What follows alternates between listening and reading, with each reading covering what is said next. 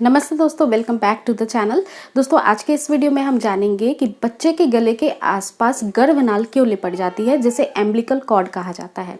देखिए दोस्तों, काफ़ी सारी महिलाओं का ये भी एक क्वेश्चन है कि ड्यूरिंग प्रेगनेंसी जब एम्बिलिकल कॉर्ड बच्चे के नेक के आसपास दिखाई देती है या 1 लूप या 2 लूप लग गया है और सोनोग्राफी में ये आपको दिखाई दिया है या डॉक्टर ने बताया है, तो इस सिचुएशन में आपकी नॉर्मल डिलीवरी हो पाएगी या नहीं हो पाएगी, या फिर ऐसा होने के पीछे क्या वजहें होती हैं और इससे शिशु में यानी गर्भ में पल रहे बच्चे में किसी भी प्रकार की कोई दिक्कत तो नहीं होगी। तो बेहद इंपॉर्टेंट वीडियो है, इस वीडियो को पूरा अंत तक जरूर देखें।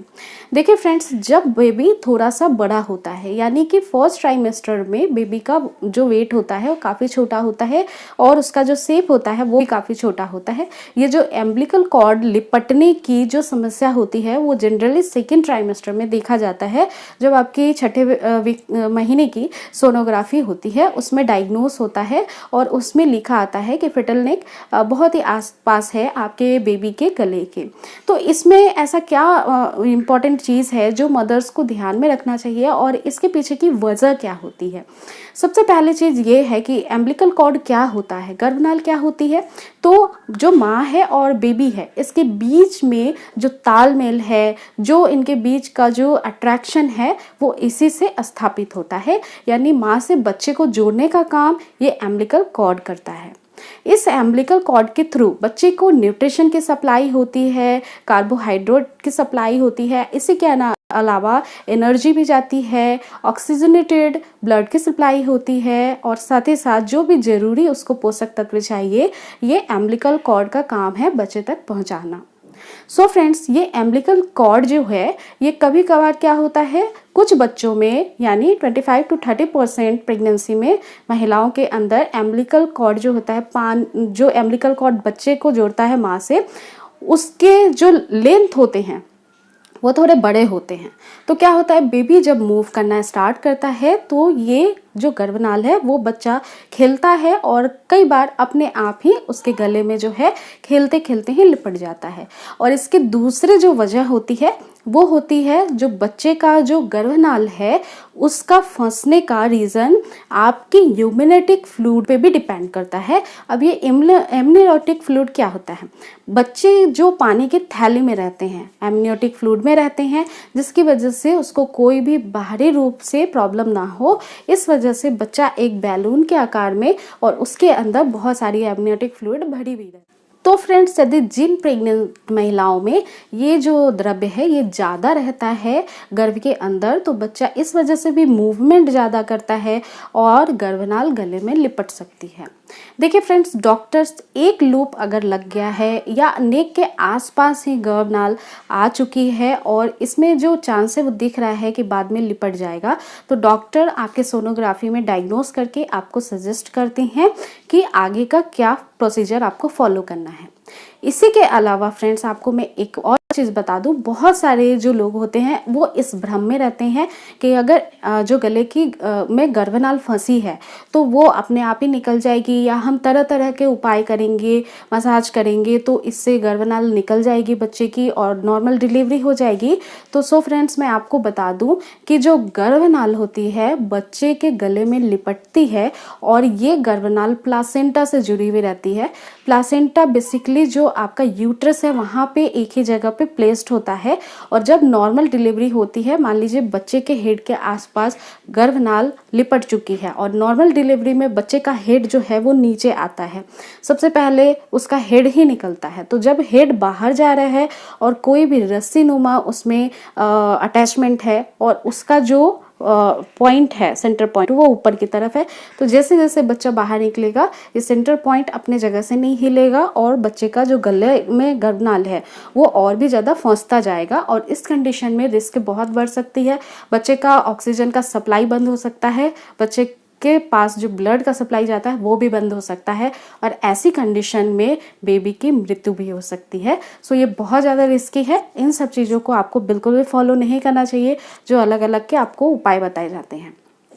अब दोस्तों आपके लिए ये समझना बेहद इम्पॉर्टेंट है कि जो गले में गर्भनाल है, बहुत सारी महिलाएं ये भी सोचती हैं कि मेरी किसी बुरी आदत के वजह से ऐसा नहीं हुआ है बच्चे के साथ। तो ऐसा नहीं है। गर्भनाल साइंटिफिकली फंसना ये बच्चे पे डिपेंड करता है, उसके कंडीशन और पोजीशन पे डिपेंड करता है। इसी के अलावा फ्रेंड्स, कई बार कुछ न्यूट्रिएंट्स की कमी की वजह से भी ऐसा देखा गया है कि बेबी का जो गले में है वो अम्बिलिकल कॉर्ड फंस चुका है। जब फ्रेंड्स लास्ट मंथ में ये डायग्नोस हो जाता है, मान लीजिए 8 मंथ में या 9 मंथ में, कि बच्चे के गले में गर्भनाल लिपटी हुई है, तो ऐसी कंडीशन में सिजेरियन सेक्शन करना पड़ता है, क्योंकि बच्चे का सेफ इस दुनिया में आना बेहद ज़रूरी है और माँ को भी सेफ रखना है। बच्चे को किसी प्रकार की कोई दिक्कत नहीं होनी चाहिए। उसकी लाइफ सेव करने के लिए सिजेरियन का ही आपको ऑप्शन दिया जा सकता है और यही बेस्ट सोल्यूशन भी होता है। इसी के अलावा आपका ये जानना भी ज़रूरी है कि प्रेगनेंसी के दौरान कुछ प्रिकॉशंस आपको रखनी चाहिए, जिससे कि ये प्रिवेंट हो पाए और ऐसी परेशानी से आप बच पाएँ। बहुत सारी महिलाओं की जो एक्टिविटी लेवल होती है वो काफ़ी ज़्यादा डाउन होती है, बहुत जैसे आपके मंथ आगे बढ़ते हैं डिलीवर टाइम तक, क्योंकि आपके पेट का आकार बढ़ जाता है, बेबी का साइज़ बढ़ जाता है और इसका जो वेट है वो भी पुट ऑन होता है, जिसकी वजह से चलने में दिक्कत आती है और बहुत सारी महिलाएं जो हैं वो एक्टिविटी कम कर देती हैं। तो मेरा आपसे यही रहेगा सजेशन कि आप एक्टिव रखिए अपने आप को जितना हो सकता है। आप रेगुलर बेसिस पे योगा कर सकती हैं। इसमें कुछ योगा आपके लिए बेहद इम्पॉर्टेंट भी होते हैं। नॉर्मल डिलीवरी अगर आप चाहती हैं तो इसके लिए आप अपनी ब्रीदिंग एक्सरसाइज को कंटिन्यू रख सकती हैं। हल्के फुल्के आप व्यायाम कर सकती हैं बैठ के और टहल भी सकती हैं। और मोस्ट इम्पॉर्टेंट चीज़ कि अगर आप वर्किंग वूमेन हैं तो थोड़ी थोड़ी देर पे आप वॉक करना स्टार्ट करिए। वॉक करने से बच्चे को स्पेस मिलती है, बच्चा ठीक तरीके से मूव हो पाता है और उसके पास तक ऑक्सीजनेटेड ब्लड भी अच्छे से पहुंचता है, ऑक्सीजन अच्छे से पहुंचता है, तो उसका विकास भी सही रूप से होता है और एम्बिलिकल कॉर्ड फंसने की जो समस्या है वो भी थोड़ी कम हो जाती है। क्योंकि जब आप बहुत रेस्ट करती हैं तो या तो आप बैठी रहेंगी या फिर आप लेटी रहेंगी, तो ऐसी अवस्था में क्या होता है फ्रेंड्स कि बच्चे का मूवमेंट थोड़ा सा कम फील होता है। अब फ्रेंड्स आप इसको खुद कैसे डायग्नोस करेंगे ये भी बहुत इंपॉर्टेंट है जानना। सो फ्रेंड्स सबसे पहली बात, अगर बच्चे की मूवमेंट आपको थोड़ी अनईजी सी फील हो रही है किसी भी डे पे, क्योंकि बहुत सारी महिलाएं जब मूवमेंट स्टार्ट होती हैं तो इसको बहुत बारीकी से नोटिस करती हैं। तो अगर बच्चे की मूवमेंट आपको नॉर्मल से थोड़ी सी अलग दिखाई दे रही है, बच्चा बहुत ज़्यादा एक्टिव है, तो इस केस में भी एम्बिलिकल कॉर्ड फंसने की बहुत ज़्यादा रिस्क रहती है। और ऐसा अगर होता है आपके साथ तो आपको जो सोनोग्राफीज बताई जाती हैं या आपको ऐसा हो रहा है तो आप तुरंत गायनेकोलॉजिस्ट से मिलिए। हो सकता है बच्चे को किसी प्रकार की अंदर दिक्कत हो। इसी के अलावा फ्रेंड्स बहुत सारी महिलाओं को क्या होता है कि जब अनईजी बच्चे को फील होने लगता है तो कभी कभार बच्चा मूवमेंट करना भी बंद कर देता है और मूवमेंट काफ़ी कम होने लगती है। ये लास्ट के कुछ मंथ में हो सकता है, 8वें या 9वें महीनों में। तो ऐसी कंडीशन में आपको देखना चाहिए कि बेबी 2 घंटे में 4 बार मूवमेंट कर रहा है या नहीं कर रहा है। यदि 4 बार से कम मूवमेंट कर रहा है तो फिर कोई प्रॉब्लम हो सकती है।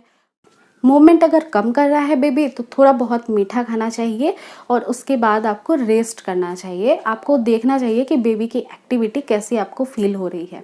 अगर मीठा खाने के बाद बेबी की एक्टिविटी नॉर्मल फील हो रही है और अगर रेस्ट टाइम पे आपको बेबी की एक्टिविटी अच्छे से महसूस हो रही है, क्योंकि बेसिकली रेस्टिंग टाइम पे मदर के बेबी ज़्यादा एक्टिव होता है, तो फिर किसी भी तरीके की प्रॉब्लम वाली बात नहीं है। अगर ऐसा करने पे भी आपको कुछ अनईजी सा फील हो रहा है तो आप तुरंत अपने गायनेकोलॉजिस्ट से संपर्क करेंगे। इसी के साथ साथ फ्रेंड्स मदर को अच्छे तरीके से खाना पीना खाना चाहिए। बहुत सारी महिलाएं मॉर्निंग सिकनेस की वजह से खाती पीती नहीं है, खुद का ध्यान नहीं रख पाती हैं, तो ऐसी कंडीशन में भी दिक्कत हो सकती है। एम्नियोटिक फ्लूइड की कमी हो सकती है, बॉडी डिहाइड्रेट हो सकता है। इसलिए अच्छे से पानी पिएं, खाना अच्छे से खाएं और इसी के अलावा जो भी ज़रूरी सोनोग्राफीज होती हैं, जो भी स्कैन है, वो ज़रूर आप टाइम पे करवाएं ताकि सही समय पे सही चीज़ें डायग्नोस हो पाए। और इसके अलावा फ्रेंड्स कई बार ऐसा होता है कि बच्चे का जो गर्भनाल है वो गले में लिपट गया है। मान लीजिए एक लूप लग गया है और आपकी डिलीवरी में भी टाइम है और ये इसका जो लूप है वो बहुत ज़्यादा टाइट नहीं है, क्योंकि ये स्कैन में दिखता है डॉक्टर को और वो आपको डायग्नोस करके बिल्कुल एक्सप्लेन करते हैं। तो नॉर्मल तरीके से क्या होता है कि बेबी के डिलीवर टाइम आते आते तक बहुत सारे बच्चे अपने एम्बिलिकल कॉर्ड को हटा लेते हैं, गले में लिपटा हुआ एम्बिलिकल कॉर्ड हट भी जाता है। तो आपको इतना ज़्यादा स्ट्रेस और टेंशन लेने की ज़रूरत नहीं है।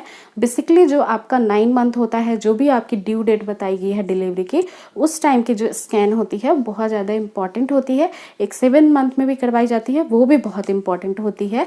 तो आपको डॉक्टर उस तरीके से ट्रीट करेंगे। अगर वो खुलने वाली होगी तो अपने आप बेबी उसको खोल लेगा, अगर नहीं होगा तो आपको फिर डायरेक्टली सिजेरियन सेक्शन के लिए ट्रांसफ़र किया जाएगा। सो दोस्तों, अगर इस वीडियो से रिलेटेड आपकी कोई भी क्वेरी है तो आप मुझे फ्रिक्वेंटली पूछ सकते हैं। किसी और टॉपिक पे वीडियो चाहते हैं तो इसके सजेशन भी मुझे दे सकते हैं। इस वीडियो को ज़्यादा से ज़्यादा शेयर, लाइक और चैनल को सब्सक्राइब करना बिल्कुल ना भूलें। आगे ऐसे ही बने रहें और भी इंफॉर्मेटिव वीडियोज़ को देखने के लिए। सो दोस्तों, आज के लिए इतना ही। Thanks for watching.